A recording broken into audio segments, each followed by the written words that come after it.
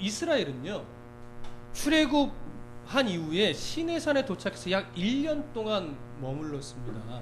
한 1년을 머물면서 하나님과 언약도 맺었고 율법을 어떤 조항으로 받기도 했습니다. 이곳에 머물면서 또한 성막과 성막의 기구들을 완성을 했지요. 여기까지가 어디에 나오냐면 출애굽기의 내용입니다. 여기까지가. 그러고 나서 민수기로 들어와서 1장부터 3장까지에서 우리가 살펴보았듯이 여기서 어떤 내용이 있었죠? 인구조사를 시내산을 출발하기 전에 인구조사를 하나님께서 시켰습니다. 그리고 제사장 또한 레위인들을 구별하여 하나님이 세우셨습니다. 그리고 우리가 살펴보지는 않았지만 4장에서는 레위인들이 구별되어 세움받은 레위인들이 어떤 일을 해야 되는가, 그것에 대해서 지시를 하셨고, 또 5장부터 9장에서는 어떤 내용들이 있냐면 하나님 백성들을 부정하게 하는 것들에 대한 규례에 대해서 말씀을 하셨고, 나실인에 대한 어떤 규례를 또한 주셨고, 그 다음에 두 번째 유월절을 지켜라 하는 말씀을 주셨고, 이스라엘이 광야를 통과할 때 어떤 기준에 따라 이동해야 되는지에 대한 어떤 원칙을 가르쳐 주셨어요. 광야를 통과하는 기본적인 원칙은 어렵지 않습니다. 성막 위에 구름 기둥이 있어서 그것이 성막 위에 머물러 있으면 이스라엘도 머무르는 겁니다. 그리고 성막 위에 구름 기둥이 하늘로 올라서서 이동하면 그 구름 기둥을 따라 이동하는 겁니다. 그것이 하루든 몇 개월이든 몇 년이든 구름 기둥이 인도하는 대로 따라가는 것이 기본 원칙입니다. 그리고 그런 규례들은 사실은 출애굽기에서도 나눴었기 때문에 나중에 좀 세세하게 다룰 때는 다루겠지만, 이번 민수기 강의에서는 4장부터 9장까지 내용은 잠시 생략하기로 하고 이제 10장으로 바로 넘어가는데, 오늘 10장은 드디어 구름이 성막 위를 떠 올랐습니다. 그리고 이스라엘의 이동이 이제 시작되는 그런 장면으로 들어가는 겁니다. 출애굽기 18장에서 멈췄던 구름 기둥이 비로소 오늘 민수기 10장으로 들어오면서 이제 시작이 되는 겁니다. 민수기 10장 이후의 내용을 간략하게 정리를 하라고 하면 두 가지로 정리를 할 수 있습니다. 첫 번째, 10장부터 25장까지는요, 가나안에 결국은 입성하지 못하고 40년을, 말하자면 38년 정도를 광야에서 머물게 되는, 광야에서 연단을 받게 되는 그러한 출애굽 1세대에 대한 내용이에요. 그리고 26장부터 36장까지는 가나안에 이제 입성을 준비하는 1세대가 아닌 출애굽 2세대들의 이야기가 26장부터 36장까지의 내용이 되는 겁니다. 근데 이렇게 10장부터 36장까지의 내용을 전체적으로 이렇게 아우르다 보면 결국 어느 때 이야기냐면 오늘 시내 광야에서 이제 드디어 출발하는 출발점에서부터 몇 개월, 그리고 가나안 입성 전에 몇 개월, 요 내용이 사실 10장부터 36장까지 내용이 다예요. 그러면 그 사이에 광야 세월이 총 40년 중에 앞에 2년을 빼고 한 38년 되잖아요. 그 38년의 중간에 해당될 그 내용은 거의 없어요. 앞에 몇 개월과 뒤에 몇 개월의 내용이 사실은 민수기의 전부예요. 왜 그러는지는 사실은 정확하게 알 수는 없습니다. 그러나 하나님 어떤 구석의 경륜을 따져볼 때 이 앞에 몇 개월과 뒤에 몇 개월의 내용이 하나님이 원하시는 내용을 드러내기 충분하기 때문에 그럴 것입니다. 또한 그 안에 있는 38년 정도의 내용이 굳이 이야기할 게 없었기 때문에도 그럴 수 있습니다. 중요한 것은 뭐냐면 그 앞에 몇 개월 뒤에 몇 개월의 내용을 기록하면서 하나님이 도대체 어떤 의도로 무엇을 말씀하시려고 이것을 기록했는가, 우리가 그것을 살펴보는 것이 더 중요하겠지요. 한번 살펴보겠습니다. 10장 1절에서부터 10절의 내용을 좀 살펴보려고 하는데요. 한번 쭉 다 같이 한번 읽어보겠습니다. 1절부터 10절까지 차근차근히 내용을 좀 생각하면서 시작. 여호와께서 모세에게 말씀하여 이르시되 은나팔 둘을 만들되 두들겨 만들어서 그것으로 회중을 소집하며 진영을 출발하게 할 것이라. 나팔 2개를 불 때에는 온 회중이 회막문 앞에 모여서 4개로 나올 것이요, 하나만 불 때에는 이스라엘의 천부장된 주의관들이 모여서 4개로 나올 것이며, 너희가 그것을 크게 불 때에는 동쪽 진영들이 행진할 것이며, 두 번째로 크게 불 때에는 남쪽 진영들이 행진할 것이라. 떠나려 할 때에는 나팔 소리를 크게 불 것이며 또 회중을 모을 때에는 나팔을 불 것이나 소리를 크게 내지 말며 그 나팔은 아론의 자손인 제사장들이 불지니 이는 너희 대대의 영원한 율례니라. 또 너희 땅에서 너희가 자기를 압박하는 대적을 치러 나갈 때에는 나팔을 크게 불지니 그리하면 너희 하나님 여호와가 너희를 기억하고 너희 대적에게서 구원하시리라. 또 너희의 희락의 날과 너희가 정한 절기와 초하루에는 번제물을 드리고 화목제물을 드리며 나팔을 불라. 그로 말미암아 너희의 하나님이 너희를 기억하시리라.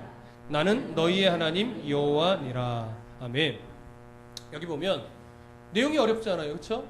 은나팔 2개를 만들어라 이거예요. 그리고 2개를 함께 불 때와 따로 불 때와 또 크게 불 때와 작게 불 때에 따라 지시하신 내용이 달라요.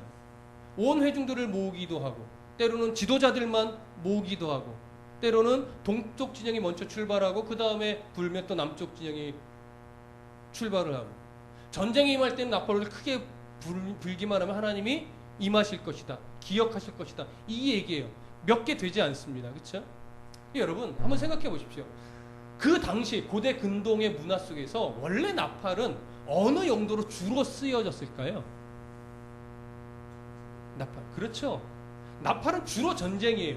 그래서 나팔을 어떻게 부느냐에 따라 대형이 바뀌고 전략이 바뀌고 선두와 후미가 바뀌고 무기가 바뀌고 그래서 그런 문화 속, 그 당시의 어떤 문화 속에서 나팔은 굉장히 중요합니다. 자기 종족이 살기 위해서. 근데 오늘 본문에는 나팔을 군인이 불지도 않아요. 제사장이 불게만 하셨어요. 그리고 나팔의 내용이 전쟁에 관련된 것이 하나도 없습니다. 하나 있는 듯 보이지만 이것은 전쟁을 알리는 신호가 아니라 너희들이 대적을 치러 나가야 할 때는 어떻게 해라? 나팔을 그냥 부르라 이거예요. 그러면 그것이 전쟁을 알리는 신호가 아니라 그 소리를 누가 듣는다? 하나님이 듣고 너희를 기억하실 거다 이거예요. 자, 오늘 1절부터 10절의 내용을 보면서 우리가 생각하게 되는 것은 뭐냐면 만약에 우리였다면 우리가 그 당시의 문화 속에서 살고 있는 사람이라면 지금 광야를 지나 가나안으로 들어갈 거란 말이에요. 광야에도 수 없는 대적하는 무리들이 곳곳에 있고 가나안에 들어가면 더 많고 그러니까 광야를 지나간다는 것 자체도 결코 쉬운 일이 아니란 말이에요. 근데 나팔에 대한 용도를 하나님이 가르쳐 주시는데 전쟁에 관련된 이야기가 없어요. 특히 전략, 전술에 관련된 내용은 하나도 없어요. 우리 같았으면 답답했을 거예요. 아니 알겠는데 하나님 대적이 오면 어떻게 해요? 어떻게 싸워야 돼요? 나팔을 알려주셨다면 우리가 어떻게 싸워야 될지 지혜를 주셔야죠. 그 내용이 하나도 없잖아요. 대적을 치러러 갈 때 나팔을 그 하나님이 기억하시는 건 고마운데 어떻게 싸워야 됩니까? 지피지기면 백전백승인데 어떻게 싸워야 될 줄도 모르고 적도 모르는데 도대체 어떻게 해야 됩니까? 이런 답답함이 일 수 있지. 근데 하나님은 전혀 그런 내용이 없이 뭐라고만 말하냐면 너희를 하나님이 기억하겠다 이거예요. 그래서 너희를 너희 대적에서 뭐 구원하겠다 이거예요. 자, 사람의 관심과 하나님의 관심이 다릅니다. 사람의 관심은 뭡니까? 승리하는 거예요. 근데 어떻게 승리할 것인가? 네. 제갈공명처럼 어떤 기묘한 전략을 하나님이 주셔서 승리하게 하실까? 네. 이런 것에 우리는 관심이 많아요. 그리고 그런 전략이 세워져야 이제 안심이 좀 된다 이러는 거예요. 근데 하나님은 어떻게 승리할 것인가에 관심이 없어요. 하나님의 관심이 뭐냐면 그 과정을 통해서 이 백성들이 얼마나 하나님을 신뢰하는가, 얼마나 하나님을 든든하게 여기며 그냥 하나님이 이끄시는 대로 그냥 따라오는가, 따라가는가, 거기에 하나님은 초점이 있어요. 왜? 하나님은 이길 수도 있고 질 수도 있는 분이 아니라 승리해 주겠다, 구원해 주겠다 작정하셨으면 이스라엘이 손 하나 안 대도 하나님은 얼마든지 승리를 주실 수 있는 분이기 때문에. 그러니까 그런 하나님이 이 말씀을 주셨다는 거는 것은 야 너희들은 이기고 지는 거 상관하지 마, 어떻게 싸울지 걱정하지 마, 내가 알아서 다 해줄게, 믿고 따라오기만 해, 그런 의도예요.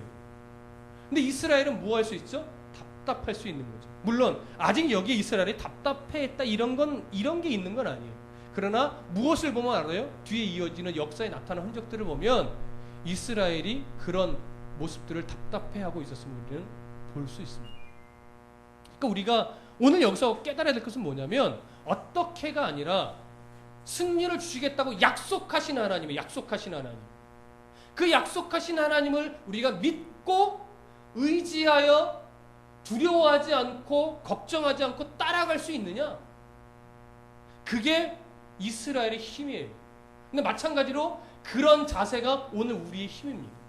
근데 이게 정말 힘으로 여겨지느냐 여겨지지 않느냐는 나의 중심이 어디 있느냐 여기에 따라 달립니다. 나의 중심이 정말 천지를 지신 하나님에게 있다면, 그 하나님이 정말 믿어지고 그 하나님이 정말 나의 힘이라고 여겨지면 이 말씀은 든든함이 돼요. 근데 그 하나님이 아직 내게 있어서 천지를 지신 하나님인 건 알겠는데 내 마음 깊이, 심령 깊이 자리 잡고 있지 않으면 알긴 알겠는데 힘은 되지 않는 거예요. 뭔가를 줘야지 힘이 되지, 주지도 않고 믿어봐 라고 하는 건 뭐야 맨날 말뿐이야? 이렇게 되는 거죠. 왜? 아직 걱정되거든요. 하나님이 해결해 주시는 게 아니거든요. 그러니까 걱정이 되고 정말 이거 기도하면 되는 거 맞아? 정말 하나님을 의지하면 되는 거 맞아? 우리의 신앙이 아직 그 수준에 머물러 있을 수 있다라고 합니다. 광야의 이스라엘 백성들도 얼마든지 그럴 수 있습니다. 그래서 우리가 봐야 될 것은 뭐예요?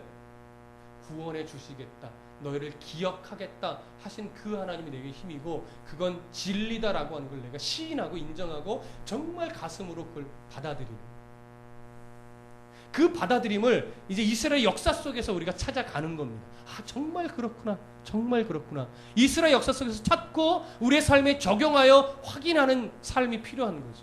자, 좀 넘어가 보실까요? 11절과 12절 함께 읽어봅니다. 시작. 이스라엘 둘째 해 둘째 달 20날에 구름이 증거의 성막에서 떠오르매 이스라엘 자손이 시내 광야에서 출발하여 자기 길을 가더니 바란 광야에 구름이 머무니라. 자, 둘째 해 둘째 달 2년이 되는 둘째 해의 둘째 달 20일에 드디어 성막에서 구름이 떠올랐습니다. 이제 이동할 때가 됐다라고 하는 거죠. 그 구름을 보고 22절에 이스라엘이 어떻게 했냐면 시내 광야에서 출발하여 자기 길을 가더니 이렇게 표현하고 있습니다. 좀 읽어보신 분은 여기서 좀 이게 무슨 의미지? 자기 길을 가? 이런 좀 생각을 하셔야 돼요. 자기 길을 갔다는 게 자기 맘대로 갔다는 의미일까요? 네. 그런 뉘앙스로 여겨질 수 있다라고 하는 거예요. 그래서 여러분들 좀 상식적으로 읽고 고민해 보시라는 게 그런 의도예요. 왜 이래? 하나님의 말씀을 따라갔다 뭐 이러면 옳을 텐데 왜 자기 길을 갔다라고 표현해 놨을까? 네. 번역의 문제인지 실제 문제인지 이런 이제 고민들이 필요한 거죠. 원문으로 보면 장박 말뚝을 뽑아내다 이런 의미가 됩니다.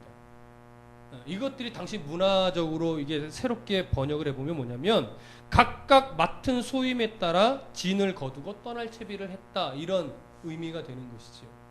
그렇기 때문에 지금 이 각 자기 길을 가더니라고 하는 말은 함부로 자기가 가고 싶은 대로 이렇게 갔다라고 하는 것이 아니라 굉장히 조직적으로 말씀을 따라 맡겨진 역할에 따라 그 이동 준비를 했고 조직적으로 움직였다라고 하는 그런 의미가 되는 겁니다. 그러니까 지금까지 지금 이스라엘이 어떻게 하는 거예요?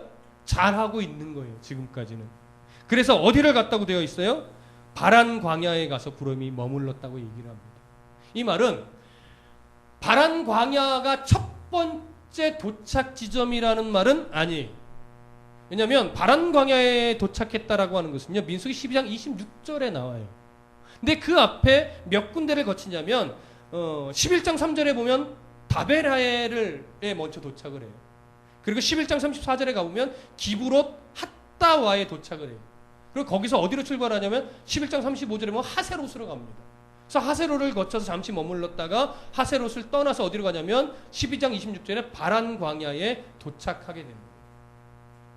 그리고 바란 광야에 도착했다는 것은 크게 어떤 의미냐면 이제 가나안의 목전에 놓였다라고 하는 것과 의미가 같습니다.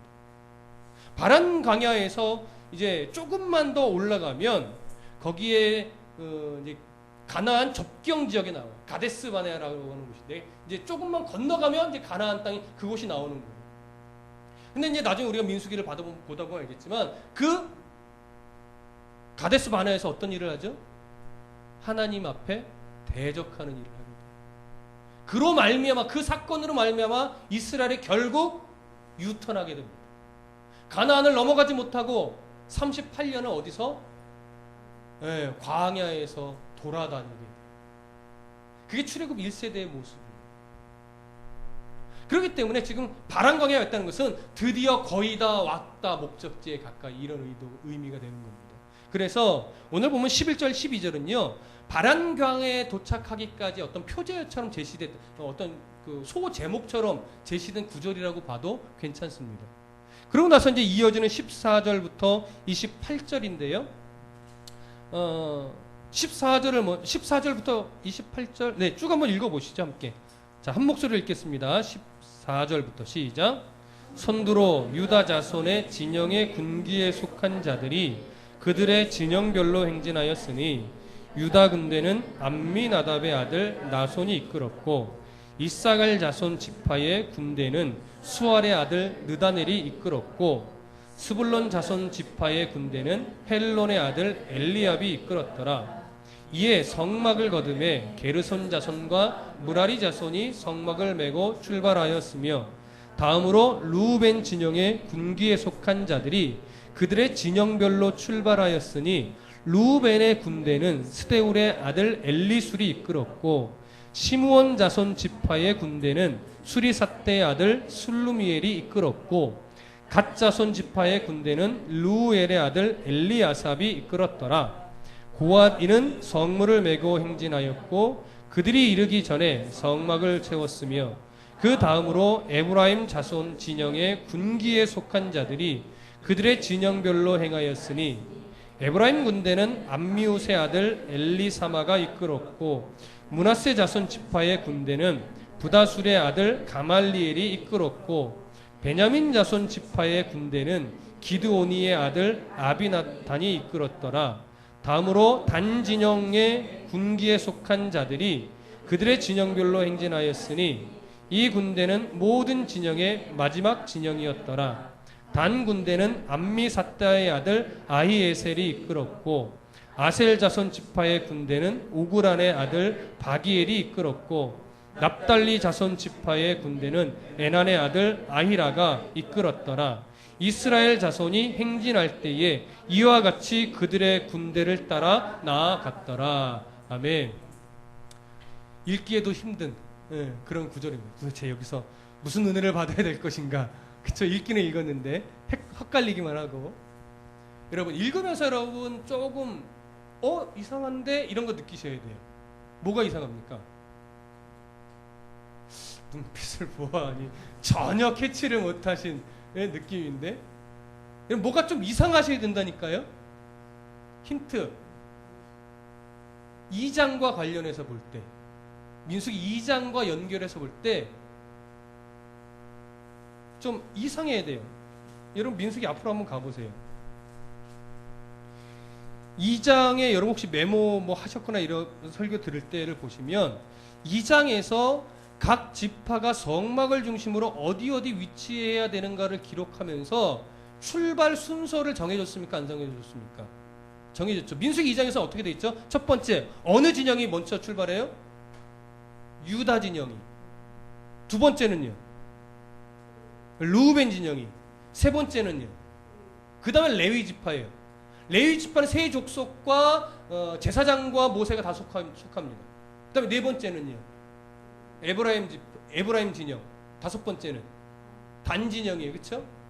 그러면 오늘 본문으로 다시 돌아가 보세요. 민수기 10장. 자, 순서가 어떻게 되어 있습니까? 오늘 실제로 행진한 순서. 첫 번째, 유다 진영에 갔죠. 두 번째, 어디가 갔어요? 레위 지파 중에 17절. 레위 지파 중에 게르손 자손과 무라리 자손이 성막의 어떤 뼈대들, 이런 것들을 메고 먼저 갔어요. 두 번째로. 세 번째는요. 그 다음에 루벤 진영이 갔어요. 그 다음에 네 번째로 21절에 고하딘이 성물의 기구를 메고 갔어요. 그 다음에 22절 에브라임 진영이 갔고 마지막으로 단 자손의 진영이 출발했습니다. 가장 후미에. 근데 어디를 하나 더 보시냐면 33절 함께 읽어봅니다. 시작. 그들이 여호와의 산에서 떠나 3일 길을 갈 때에 여호와의 언약궤가 그 3일 길에 앞서가며 그들의 쉴 곳을 찾았고 이렇게 말합니다. 진영의 맨 앞에 누가 있었다라고 하는 거예요. 언약궤죠. 언약궤가 있었다는 건 언약궤가 21세기의 과학적 기술로 인하여 부흥 떠서 혼자 갔다는 겁니까? 내비게이션이 막 장착돼가지고? 아니죠. 고핫 자손의 일부가 어깨에 맸을 것이고 제사장인 아론과 그 가족들이 동행했을 것이고 아마도 모세도 함께 있었을 것이라고 저는 생각이 됩니다. 그러니까 원래 민수기 2장의 내용으로 보면 두 번째 루벤 진영 이후에 그 사이에 에브라임 진영 그 사이에 가장 가운데 모든 레위 지파가 있어야 돼요.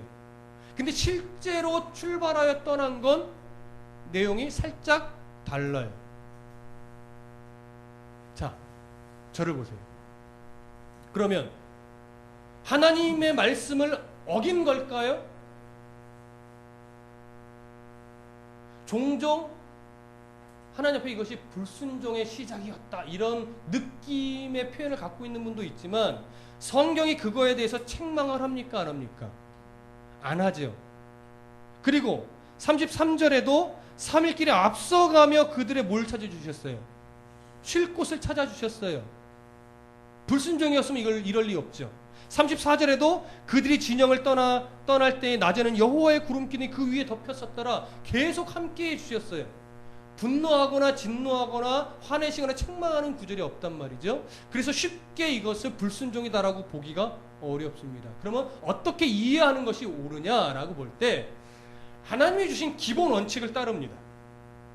그 안에서 조금 더 효율적인 것을 찾아가는 것에 대해서 하나님이 어떻게 해요? 인정해 주시는 거예요. 이게 무슨 말씀인지 아시겠습니까? 하나님의 지혜 안에서 본질을 훼손하지 않는 범위에서 하나님의 인감을 받고 하나님의 언약궤가 중심이 되며 성막이 중심이 되는 그 기본 원칙을 훼손하지 않고 그 안에서 하나님이 얼마든지 사람이 주신 지혜 안에서 효율적으로 운영할 수 있다라고 하는 것이죠. 그러면 보십시오. 먼저 고핫 자손이 가기 전에 게르손 자손과 무라리 자손이 성막의 어떤 뼈대나 그 휘장들을 들고 먼저 간 이유가 뭘까요? 그래서 성경을 열심히 읽으셔야 된다는 거예요. 21절 점심시간에 한 5분 정도만 투자하셔서 먼저 쭉 읽어보십시오. 21절 다 같이 읽어보겠습니다. 시작. 고하디는 성문을 메고 행진하였고 그들이 이르기 전에 성막을 세웠으며. 자, 고하딘이 이르기 전에 뭐가 세워졌어요? 누가 세웠을까요? 그렇죠. 게르손 자손과 무라리 자손이 먼저 가서 성막의 그 성소와 지성소에 있는 기구들이 도착하기 전에 먼저 성막의 뼈대를 세운 거예요. 그래야 이 거룩한 하나님의 기구들이 땅에 함부로 방치되지 않고 바로 어디에 들어갈 수 있어요? 성소로 또 지성소로 들어가서 그 윗서야 될 자리에 놓여질 수 있는 거예요. 그런 의도로 뭐예요?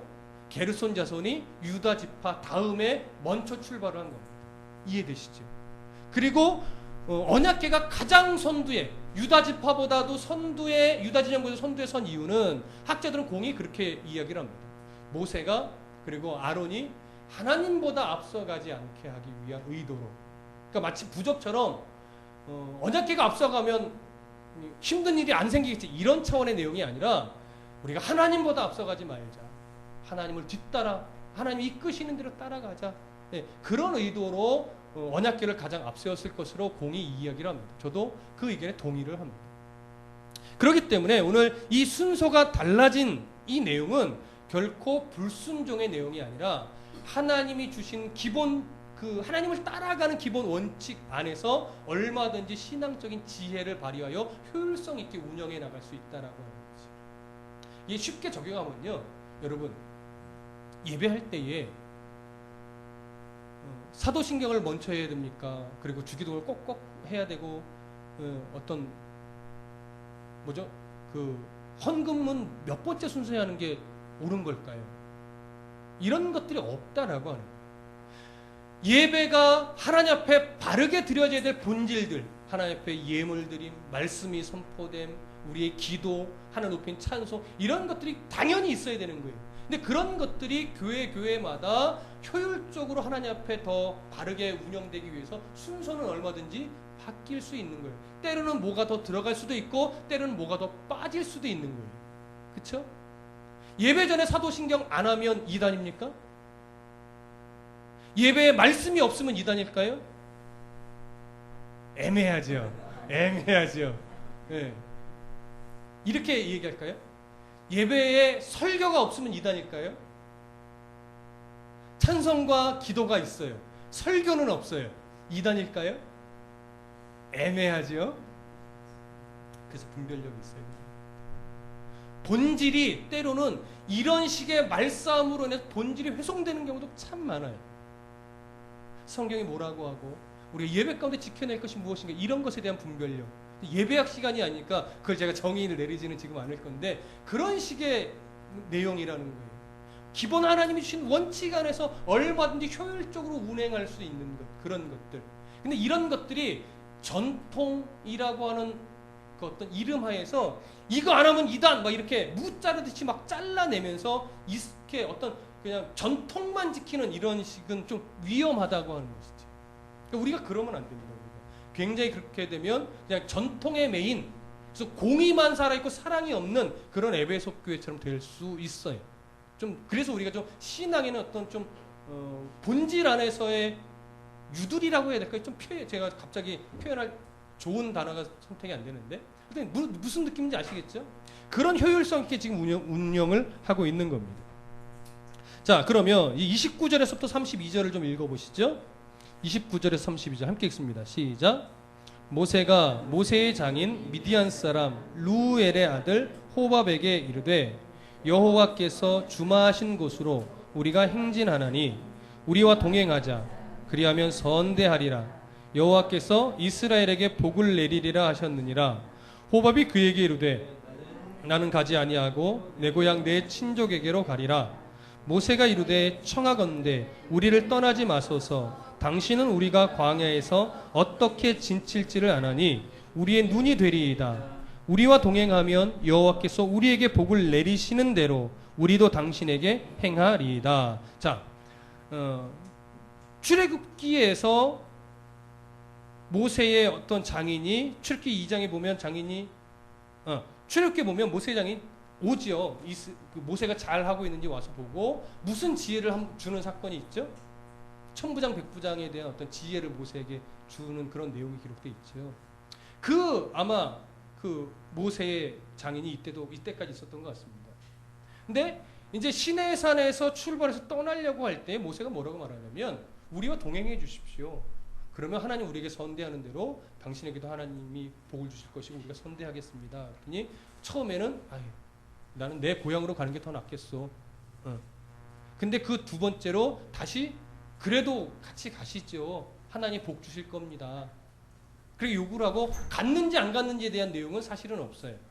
근데 사사기에 보면 장인 이드로와 그 자손들이 이스라엘과 같이 이렇게 동행했다라고 하는 내용이 있는 것으로 보아 아마 이때 떠나지 않고 같이 가지 않았을까라고 학자들은 견해를 밝히기는 합니다. 근데 오늘 우리가 좀 여기서 좀 주의 깊게 보셔야 될 것이 뭐냐면 여기 호밥이라고 하는 인물이 정말 모세의 장인이냐 아니면 모세의 처남이냐라고 하는 거예요. 예, 정말 장인이 맞느냐 이것을 우리가 조금 점검해 볼 필요가 있어요. 장인이어도 큰 문제는 되지 않고 처남이어도 큰 문제는 되지 않습니다. 근데 좀 알고 가실 필요가 있는데 어디를 보시냐면 출애굽기 2장 18절 한번 보시죠. 출애굽기 2장 18절.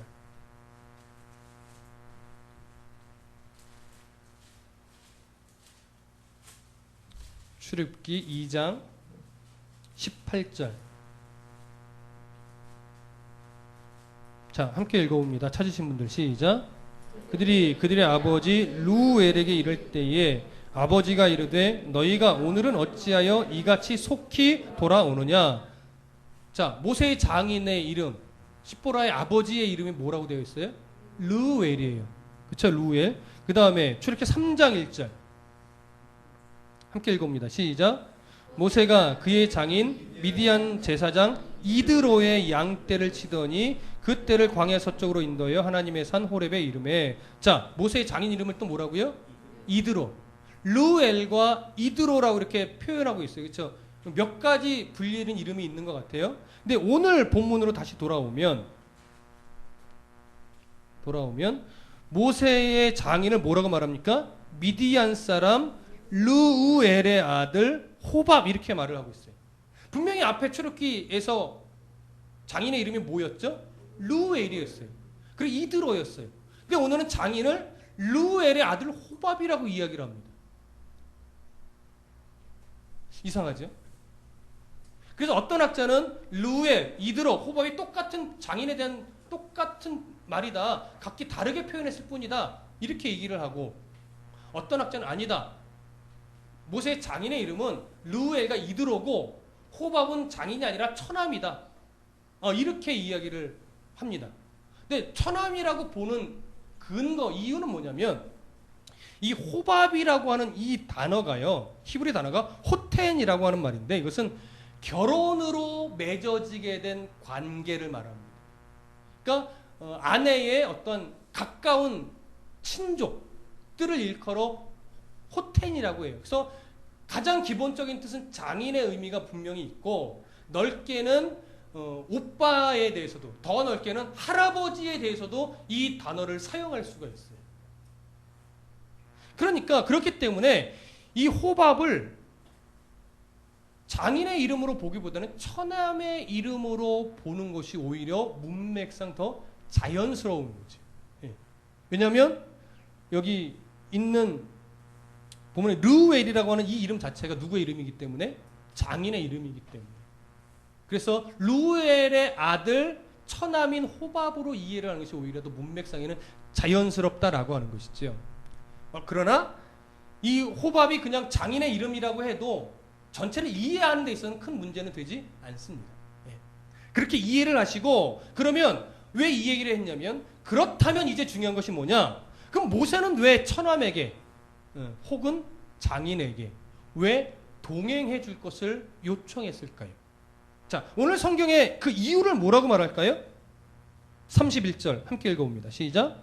모세가 이르되 청하건대 우리를 떠나지 마소서. 당신은 우리가 광야에서 어떻게 지칠지를 아나니 우리의 눈이 되리이다. 뭐가 돼요? 우리의 눈이 된대요. 왜 이런 요구를 했을까요? 모세의 장인은, 특히 처남은 광야 생활에 대해서 해박한 지식을 갖고 있는 거예요. 어디에 물이 많고, 어디를 데리고 와야 이 가축들의 먹일 풀이 많고, 어디는 위험 요소가 많은지. 그러니까 우리의 눈이 돼서 큰 원칙은 구름 기둥을 따라가되, 따라가는 과정 속에서 어디에 진을 치는 것이, 어느 쪽에 진을 치는 것이 더 좋은지를 좀 지혜를 주십시오, 이렇게 되는 거죠.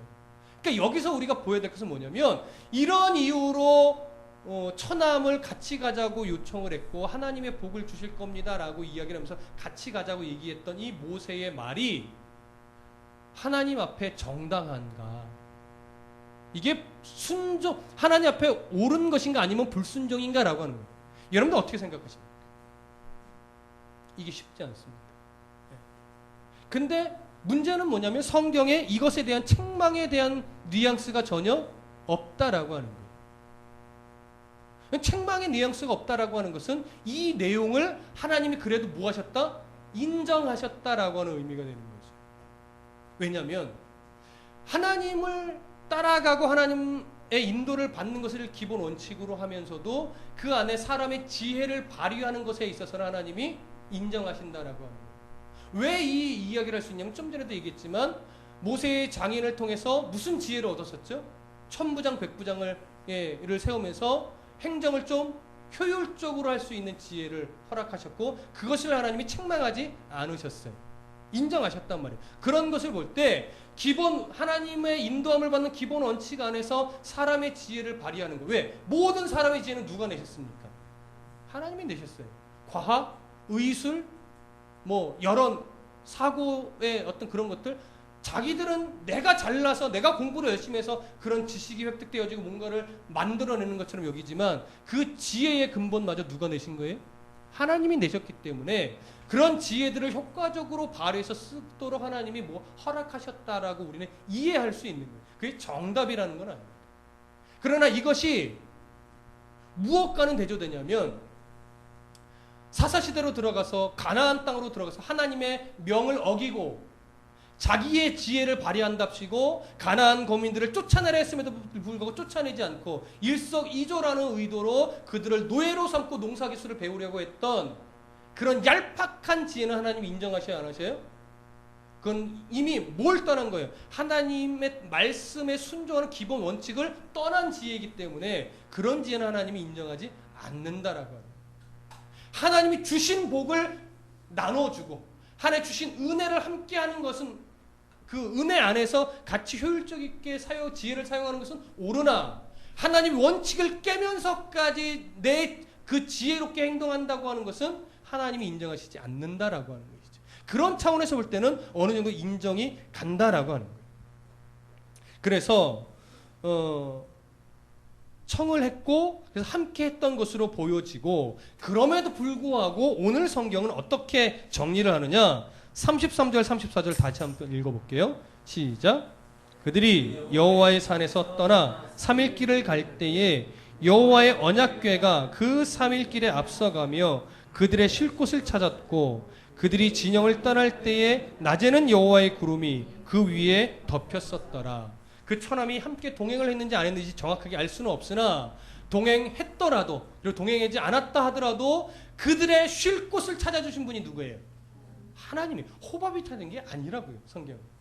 그들의 걸음에 함께하고 그들이 가야 할 곳을 안내하고 그들이 쉴 곳을 찾아주시는 이는 호밥이 아니고 사람의 지혜가 아니고 오직 인도하시는 하나님이시라는 사실을 성경은 정확하게 드러내고 있는 겁니다. 그 언약궤 위에 함께 하신 그 하나님이 그 말씀으로 함께 하신 여호와의 영으로 함께 하신 그 하나님이 이들의 걸음걸음을 하나하나 세밀하게 인도하시고 계시다는 거예요. 여러분 우리도 마찬가지입니다. 이 세상을 살아갈 때 하나님이 주신 지혜를 충분하게 뭐 하셔야 돼요? 발휘하시고 사용하시고 드러내셔야 돼요. 그러나 기본 원칙은 뭡니까? 하나님의 인도하심을 따라라고 하는 거예요. 하나님의 인도하심을 따라. 그래서 여러분 35절 36절 한번 읽어보겠습니다. 시작. 괴가 떠날 때에는 모세가 말하되 여호와여 일어나사 주의 대적을 흩으시고 주를 미워하는 자가 주 앞에서 도망하게 하소서 하였고 괴가 쉴 때에는 말하되 여호와여 이스라엘 종족들에게로 돌아오소서 하였더라. 걸음에 이동할 때 멈춰섰을 때 다 누구의 도우심을 말해야 돼요? 하나님의 도우심이에요. 그러나 이 출발하기 전까지 오늘 본문 보시면 12절 이스라엘 자손이 시내 광야를 출발하여 자기 길을 가더니 어떻게 했다고요? 맡겨진 소임에 따라 최선을 다하여 준비했다고요. 최선을 다하여 준비한 후에는 누구의 인도를 받는 거예요? 하나님의 인도를 받는 거예요. 그리스도인이요 이 자세가 필요해요. 준비하지 않고 인도를 받으려고 하는 그런 미련한 성도들이 종종 있어요. 공부하지 않고 100점 맞을 수 없고 성실하게 일하지 않고 돈을 벌 수 없습니다. 로또 같은 행운은 그리스도인들에게 바람직한 게 아닙니다, 여러분. 열심히 준비하고 땀 흘려 일하십시오. 그리고 나머지 인생길은 하나님이 그 다음에 인도하시는 겁니다. 최선을 다하여 자기 길을 가는 거예요. 마음대로 가는 것이 아니라 자기의 장막말뚝을 뽑으며 맡겨진 소임에 따라 최선을 다하여 이동할 준비를 하며 거기서 그 걸음을 인도하시는 분은 누구요? 하나님이시라는 거예요. 하나님의 쉴 곳을 찾아주고 하나님의 구름 기둥으로 함께 하시는 거예요. 이걸 지금 이스라엘 백성들이 경험하고 있는 것이죠. 오늘 성도의 걸음이 그리고 특히 자라는 성장 세대가들이 배워야 될 것이 바로 신앙의 이 원리입니다. 하나님이 아직 보여주지 않을 수 있어요. 무엇을 원하시는지. 내가 네 인생을 이렇게 끌고 갈 거다. 아직은 보여주지 않아요. 나팔 소리에 전술에 대한 나팔 소리가 없었듯이 그저 네가 불면 내가 어떻게 하겠다 너를 기억하겠고 대적자의 손에서 너를 뭐하리라? 후원하리라. 이게 진리인 거예요. 앞이 안 보일 수 있어요. 안 보일 수 있어요. 학생 때, 청년의 때. 물론 어른이 돼서도 하나님이 도대체 나에게 우리 가정에 뭘 원하실까 안 보일 수 있다고요. 때로는 안 보이는 게 정상이라고요. 근데 하나님이 약속하셨어요. 나팔을 크게 불어라. 그리고 자기 길을, 내가 맡겨진 일을 최선을 다해 준비하고 행하라. 그러면 내가 너를 기억하겠고 그 걸음에 내가 구원을 베푸시리라. 그걸 신뢰하면 지금 내가 목적지가 안 보여도 두렵지 않을 수 있어요. 하나님이 어떻게 이끌어 주실지 코스가 보이지 않아도 우리는 오늘 담대하게 나갈 수 있는 거예요. 근데 우리의 두려움은 자꾸 뭡니까?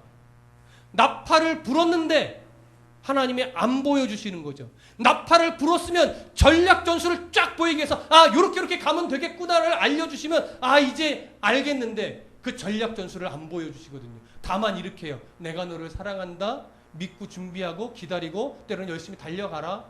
근데 우리는 말하죠. 어디로 달려가요 하나님? 하나님은 그거예요. 네가 나팔을 크게 불면 내가 함께 할 것이고 나팔을 크게 불면 내가 너를 기억하여 대적자의 손에서 구원하시겠다. 여러분 이게 진리입니다. 지금 답답한 것, 지금 깝깝스러운 것, 지금 앞이 안 보이는 것 같아서 정말 어떻게 해야 될지 모르는 것, 그게 어떻게 보면 정상이에요. 거기서 내가 하나님을 얼마나 신뢰함으로 날 기억하시는 하나님을 부여잡고 대적자의 손에서 구원하시겠다고 약속하신 그 하나님 얼마나 신실하게 부여잡느냐가 승리하느냐 실패하느냐의 요인입니다. 승리하길 원하십니까? 나팔을 불 때에 기억하신다고 약속하신 대적자의 손에서 구원하시겠다고 약속하신 하나님의 말씀을 붙잡으십시오. 그리고 기도할 때마다 지금 보이지 않아요 하나님, 답답해요. 근데 하나님 오늘 민수기 말씀에서 약속하셨듯이 나팔을 불면 저를 기억하신다고 하셨고 나팔을 불면 대적자의 손에서 구원하시겠다고 약속하셨으니 그 말씀 붙잡고 오늘도 내가 염려에 매이지 않고 가겠습니다. 이끌어 주시옵소서. 쉴 곳을 찾아주십시오. 하나님 그렇게 말씀 붙잡고 기도하는 그 사람에게는요 하나님이 이겨낼 수 없습니다. 하나님 응답해 주실 수밖에 없는 거예요. 그래서 말씀을 붙잡고 기도하셔야 되는 거예요. 오늘 이 말씀 가슴에 새기시고 보이지 않는 인생길에서 나의 안내자가 되시고 쉴 곳을 찾아주시며 대적자의 손에서 구원하실 그 하나님을 온전하게 신뢰하고 의지하시는 성도가 되시기를 소원합니다. 기도하겠습니다.